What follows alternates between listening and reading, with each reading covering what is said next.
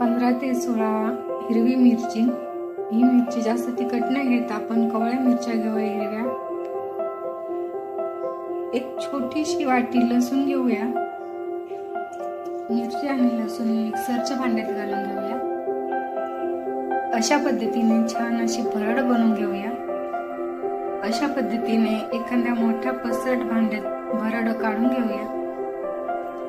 त्यावर बारीक कट केलेली कोथिंबीर घालूया. चवीप्रमाणे मीठ घालूया. 1 ते 1.5 चम्मच लिंबाचा रसही ऍड करूया. सर्व साहित्य छान मिक्स करून घेऊया. कढईमध्ये 2 ते 3 चम्मच तेल कडकडीत गरम होण्यासाठी ठेवूया. तेल आपलं छान गरम झालं आहे. तेल आपण बनवलेल्या चटणीवरती घालून घेऊया. अशा पद्धतीने आपली चटपटीत अशी